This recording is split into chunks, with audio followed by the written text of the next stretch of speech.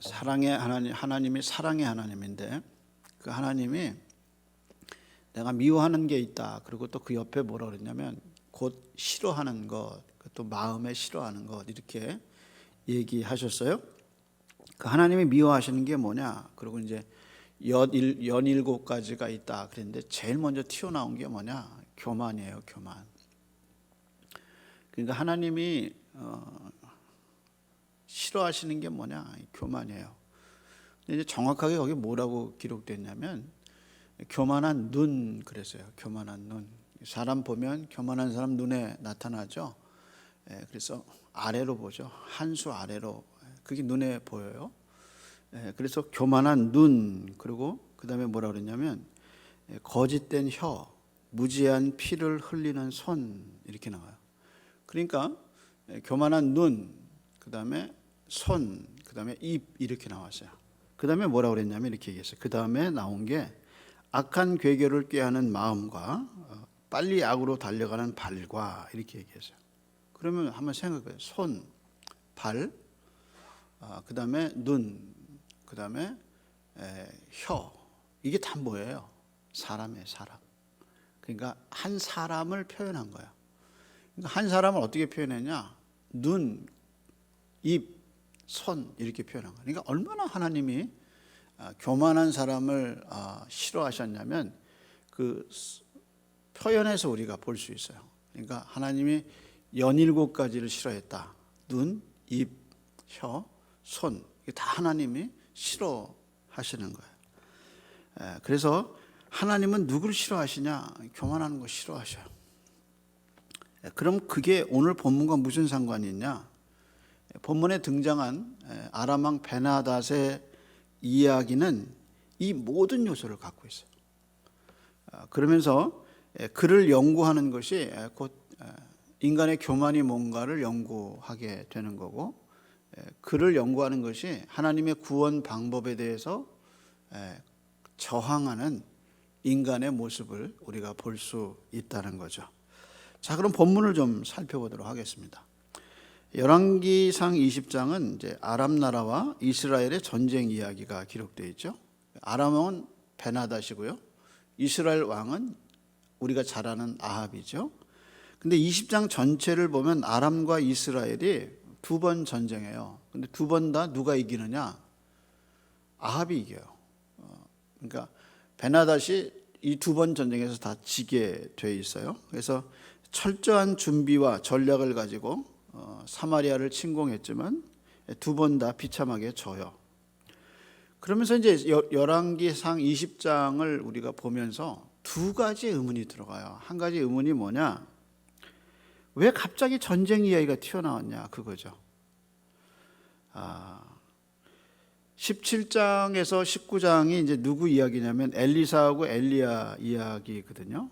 그래서 19장이 이제 맨 마지막에 엘리사가 부름받는 장면이 이제 19장의 끝이에요. 그래서 이제 두 사람이 이제 서로 선지자가 되고 선배가 되고 후배가 돼서 스승이 되고 제자가 되서, 그래서 엘리사가 자기가 몰고 있던 소를 한 켤이나 잡고 결심하고 이제 엘리야를 따라가죠. 엘리사가. 그러면 이제 그 다음에 이야기가, 그럼 두 사람이 이렇게 해서 하나님을 잘 어떻게 섬겼다 이렇게 나와야 되는데, 갑자기 엘리사 이야기는 끝나고 그 다음에 튀어나온 게 뭐냐? 그게 전쟁 이야기예요. 따라서 우리는 문맥의 흐름상 왜 전쟁 이야기가 나올까? 이제 그런 생각을 우리가 하게 되죠. 그래서 17장부터 엘리사 이야기 나오다가 왜 20장에 갑자기 전쟁 이야기가 튀어나왔지 하는 의문을 가지고 이제 본문을 보게 되죠. 두 번째 질문은 이 전쟁에서 아합이 다 이겨요. 그러니까 신명기 저자의 신학 사상이 뭐냐면 하나님의 말씀대로 살면 복이고 하나님을 거역하면 그것이 이제 저주잖아요. 그게 신명기 사상이에요. 그래서 신명기 사상을 바탕으로 해서 역대 상하, 열왕기 상하가 기록된 거예요. 그래서 왕들을 평가하면서 제일 많이 하는 말이 뭐냐? 하나님 보시기에 정직했더라. 하나님 보시기에 악하더라. 그게 뭐냐? 신명기 사상이거든요.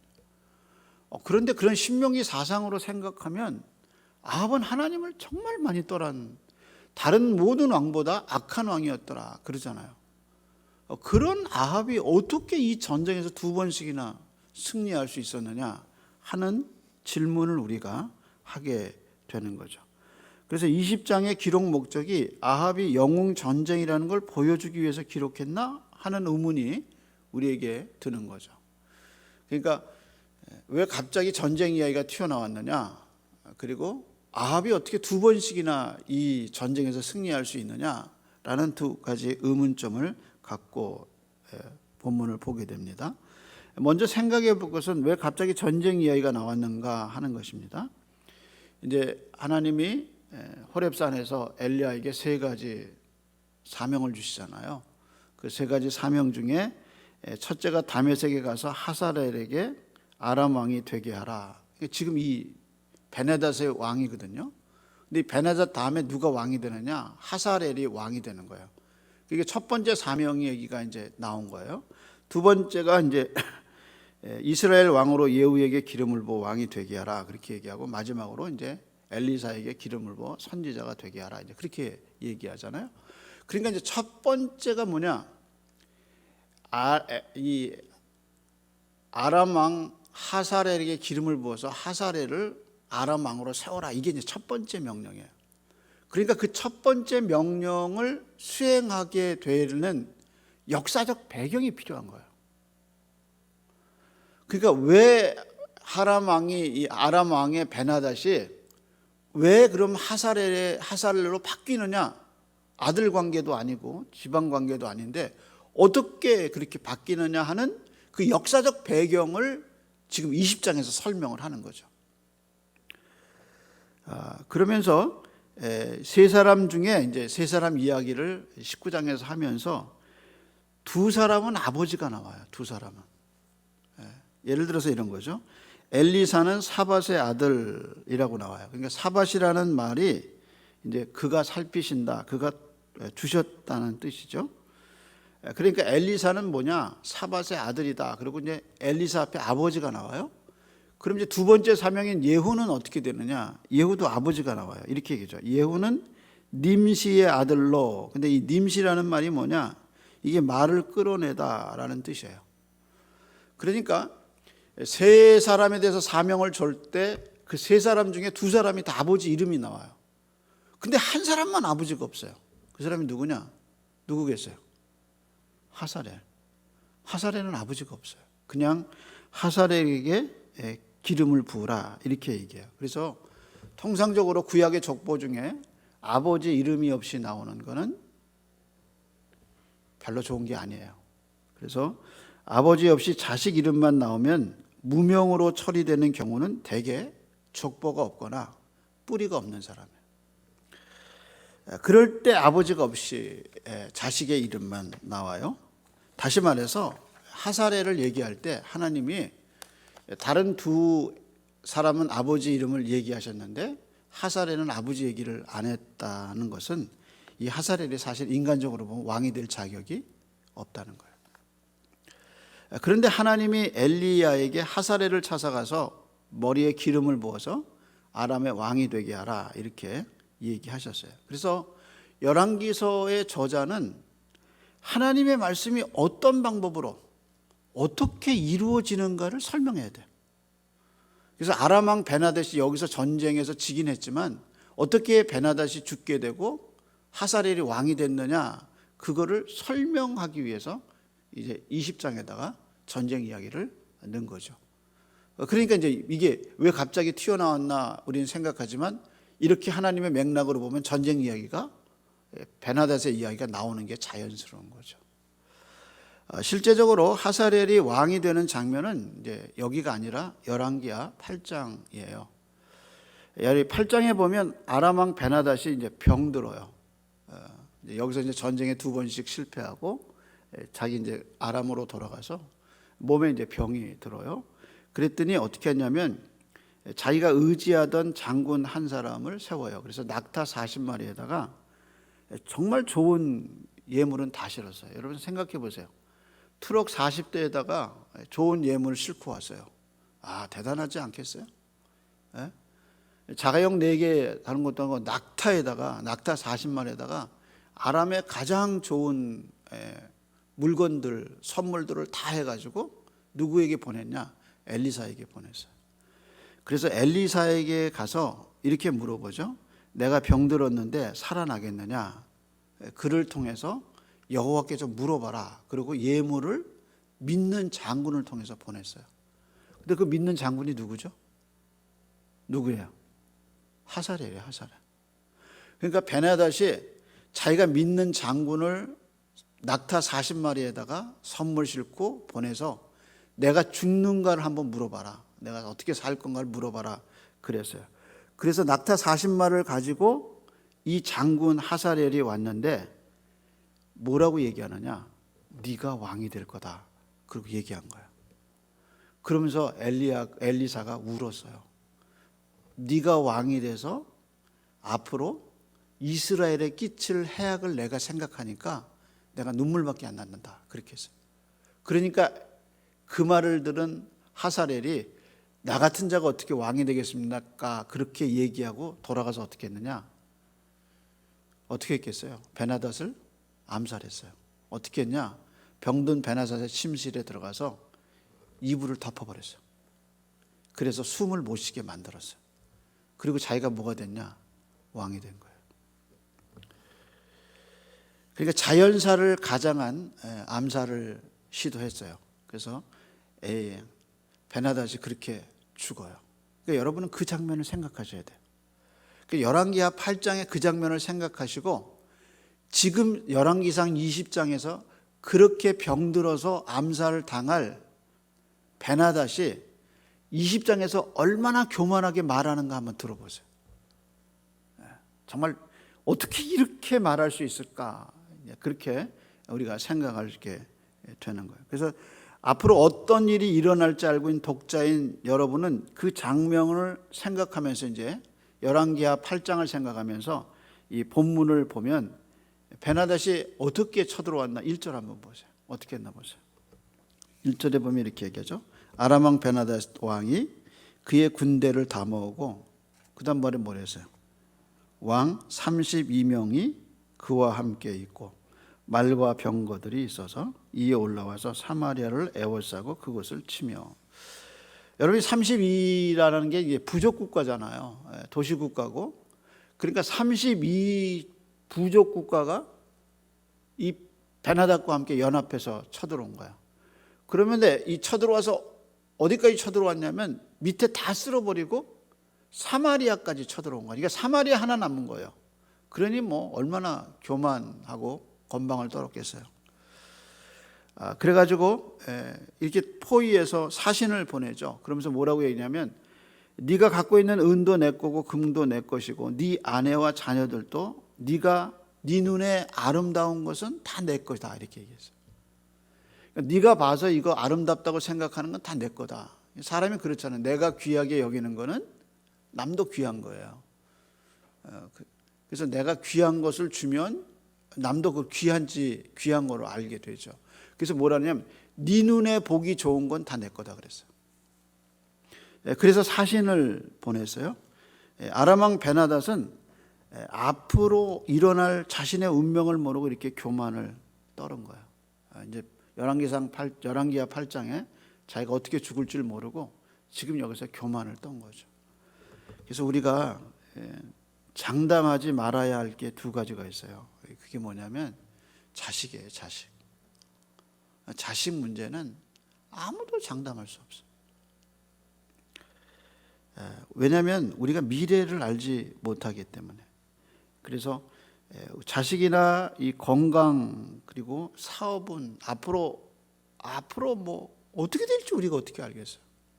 그러니까 자랑하지 말아야 할 이유가 뭐냐? 그건 우리가 미래를 알지 못하기 때문이고요. 또 하나는 그게 내 손에서 결정되는 게 아니기 때문이에요. 내 손으로 결정할 수 있는 게 이제 날이 갈수록 없어요. 결국은 하나님의 손에 있다는 걸 알게 되죠. 그래서 내 손에 이루어지는 게 아니라는 걸 알 때 사람은 뭐냐? 겸손할 수 있어요. 건방 떨 수가 없어요. 이게 하나님의 손에 있구나. 그러니까 누구한테 잘 보여야 되느냐? 하나님 앞에 잘 보여야 돼. 하나님 앞에. 그렇잖아요. 자기의 인생의 모든 것이 누구에게 걸렸느냐? 하나님께 걸렸거든요. 젊을 때는 자기가 하는 것 같죠. 애들도 자기가 키우는 것 같고, 사업도 자기가 하는 것 같고, 건강도 이만큼 건강 관리 잘하면 될 것 같죠. 천만의 말씀이에요. 건물 늘어가고 연구소 늘어가는 건 다 뭐냐? 병원 건물이에요. 연구소 다 늘어가는 건 뭐냐? 인간 어떻게 오래 사나, 어떻게 건강하나, 다 그거예요. 병원 가보세요. 제일 큰 건물, 제일 좋은데 다 병원이에요, 병원. 그러니까 건강 문제도 아무도 장담 못해요. 야고보 선생님이 야고보서 5장에서 사업하는 사람들에게 이렇게 얘기했어요. 너희 중에 누가 말하기를 오늘이나 내일이나 우리가 어떤 도시에 가서 1년을 머물며 장사하여 이익을 보겠다 하는 자들아, 이렇게 얘기했어요. 그렇게 말하는 사람하고 그렇게 말하는 자들아, 그리고 뭐라고 얘기했냐면 이렇게 얘기했죠. 너희가 내일 일을 알지 못하는도다. 너희 생명이 무엇이냐? 잠깐 보이다가 없어지는 안개니라. 그러면서 야고보 선생이 우리가 해야 할 말을 가르쳤어요. 그 말이 뭐냐? 너희는 도리어 말하기를 주의 뜻이면 우리가 살기도 하고 이것이나 저것이나 할 것이니 이제도 너희가 허탄한 자랑을 하나 그러한 자랑은 다 악한 것이니라. 다 악한 거라고 그랬어요. 여기서 야고보서 5장에 나오는 유대인은요, 큰 사업을 하는 사업가들이에요. 이 사람들은 사업의 전문가예요. 그래서 진짜 시베리아에서 냉장고 팔 수 있는 사람들이 누구냐? 이 사람들이에요. 유대인의 상술이 얼마나 놀라워요. 그런 상술을 갖고 있기 때문에 미래를 예측할 수 있다고 생각한 거죠. 우리가 어디에 가서 1년을 머물면서 우리가 이익을 얻을 거다. 그렇게 이제 사업 계획을 쫙 펼치고 자랑을 한 거죠. 그게 자랑이에요. 여러분, 베나닷의 자랑이 뭐냐? 그 32개의 부족 국가를 이끌고 수많은 군대가 와서 전쟁을 벌였어요. 그럼 전쟁하면서 어떻게 했나 한번 봅시다. 이 사람이 전쟁을 어떻게 했나 한번 보세요. 몇 절을 보시냐면요, 12절 한번 보실래요? 12절입니다. 제가 봅니다. 그때 베나닷이 왕들과 장막에서 뭐 했어요? 마시다가 이 말을 듣고 그의 신하들에게 이르되 너희는 진영을 치라 하며 곧 성읍을 내어 진영을 치니라. 이 사람이 전쟁 중에 지금 뭐 하고 있죠? 이 사람이 전쟁 중에 뭐 하고 있어요? 이 사람이 술 먹고 있어요. 그래서 맥락을 다 읽어보면 이 전쟁 중에 이 사람이 뭐 하냐? 이건 이제 다 이긴 전쟁이란 말이에요.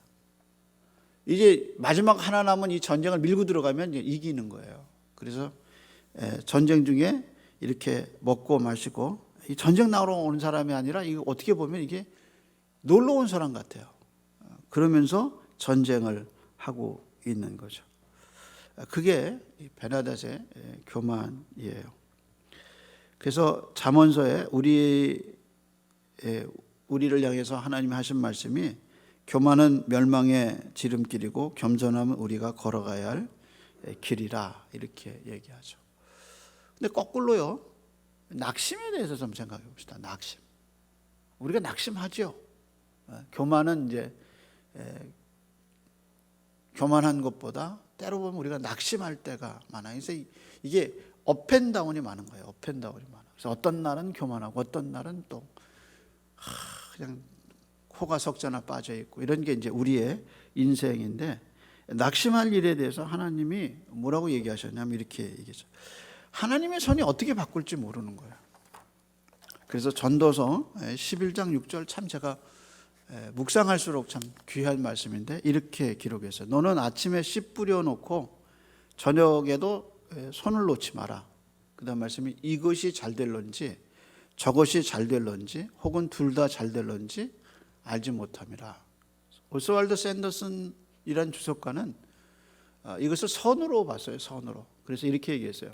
선을 행하다 낙심하지 마라. 신앙생활하다 낙심하지 마라. 그 결과는 하나님이 알고 계시다. 그래서 저녁이 되도록 내가 이거 어떻게 하나, 그러고 이거밖에 안 되나 하고 낙심하지 말라는 거죠. 왜냐하면 이게 잘 될런지 저게 잘 될런지 두 개 잘 될런지 네가 결정하는 게 아니라. 누가 결정하느냐? 하나님이 결정한다. 하나님이. 그러니까 너는 낙심하지 마라 이렇게 얘기했어요. 그래서 반대로 잘 된다고 조금이라도 교만하지 말아야 하지만 이게 안 된다고 이게 왜 이렇게 안 되냐 그러고 낙심하지도 말아야 돼요. 왜냐하면 그게 어느 때 하나님의 손에서 그게 언제 잘 될런지 우리가 모른다는 거예요. 그러니까 참 하나님이 우리 앞길에 하나님을 바라보게 하시는 거죠. 하나님. 그래서 하나님이 왜 그렇게 교만을 싫어하느냐? 근데 교만은 우리를 망하게 하기 때문에. 그게 하나님이 당신의 영광을 받고 싶은 건 나중 문제고, 교만하면 우리가 망해요. 우리가. 그래서 교만은 패망의 선봉이라고 그러잖아요. 선봉. 그러니까 자랑하지 말라는 거잖아요. 자랑은 여기까지 가득 찼는데 입으로는 겸손 떠는 게 아니라 이게 진짜 하나님의 은혜로 된 거구나. 그걸 고백하라는 거예요. 이게 여기까지 온 게 정말 하나님의 은혜구나 하고 하나님의 은혜를 보라는 거예요. 은혜를. 지금 이만큼 산 것이 하나님의 은혜다. 여기까지 온 게 하나님의 은혜다. 그래서 에베네셀의 하나님, 여기까지 나를 도우신 하나님, 그 하나님을 잃어버릴 때 자랑하는 거예요. 그래서 아합이 이렇게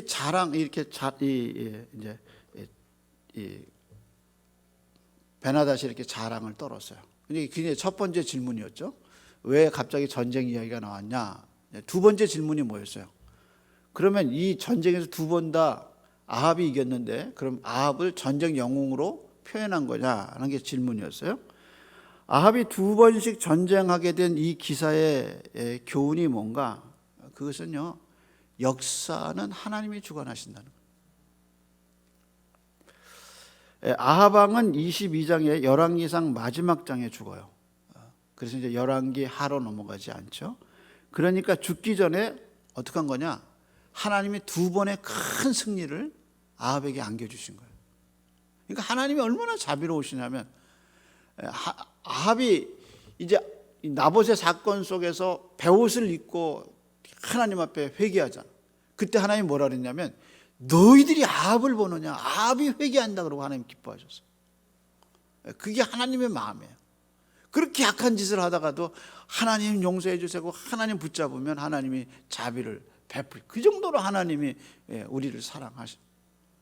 그러니까 그 아합이 22장에 죽기 전에 하나님이 은혜를 베풀어서 아합에게 베나닷을 이길 수 있는 은혜를 두 번씩이나 주셨어요. 그때 첫 번째 전쟁에서 아람 왕이 죽었으면 22장에서는 죽지 않았을 거예요. 근데 하나님의 명령 어기고 어떻게 하느냐? 이 친구가 이 아람 왕을 살려줘요.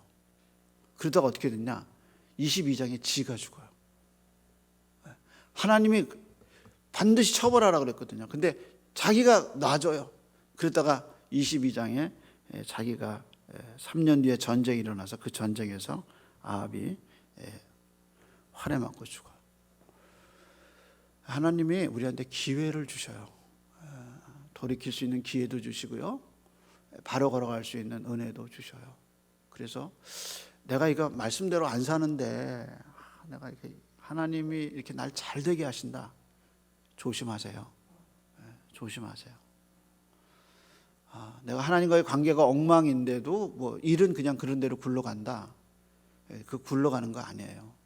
하나님이 은혜를 더 부어주시는 거예요. 그래서 죄가 있는 곳에 은혜가 더 있다는 말이, 그 말이 무서운 말이에요. 잘 될 때 하나님의 말씀에 좀 더 귀 기울이고 겸손해야 되고요, 낙심하지 말아야 돼요. 낙심하는 것이 하나님이 원하시지 않는 거예요. 그래서 히브리 저자는 우리가 뒤로 물러가 침륜에 빠질 자가 아니오라고 얘기하죠. 그런 자가 아니라는 거예요, 우리는. 그래서 하루하루 어떻게 살았냐? 하나님의 은혜로 사는 거예요. 은혜로. 그 은혜가 있으니까 살아갈 수 있고, 그 은혜가 있으니까 견딜 수 있고, 은혜가 있으니까 소망이 보이는 거죠. 소망. 지금은 어려워도 소망이 있단 말이에요. 소망. 왜? 하나님이 계시니까. 하나님이 계시니까. 이게 얼마나 위대한 고백인데. 하나님이 우리에게 계십니다. 기도합시다. 하나님, 오늘 눈이 많이 오고 또 내일 빙판길이 된다고 합니다. 성도들의 퇴근하는, 출근하는 길을 지켜주시고 또 하나님의 사랑으로 오늘을 견딘 것처럼 내일도 이겨갈 수 있도록 은혜를 베풀어 주시옵시고, 좌절하거나 자랑하지 않게 하여 주시고, 덤덤하게 소가, 법궤를 맨 소가 법궤를 맨 채 뚜벅뚜벅 걸어가듯이 하루하루 좁은 길을 믿음으로 걸어가고 도우시는 하나님, 힘주시는 하나님 경험하며 에베네셀의 하나님 만나고 걸어가는 저희에게 인도해 주옵소서. 이제는 우리 주님 예수 그리스도의 은혜와 변함없으신 하나님 크신 사랑과 진리를 가르쳐 주시고 말씀으로 깨우쳐 주시고 충만케 하여 주시는 성령 하나님의 은혜가 수요 예배를 사랑하고 온라인으로 이곳에서 예배하는 영혼들 속에 그 기도 제목 위에 이제로부터 영원토록 함께 있을지어다. 아멘.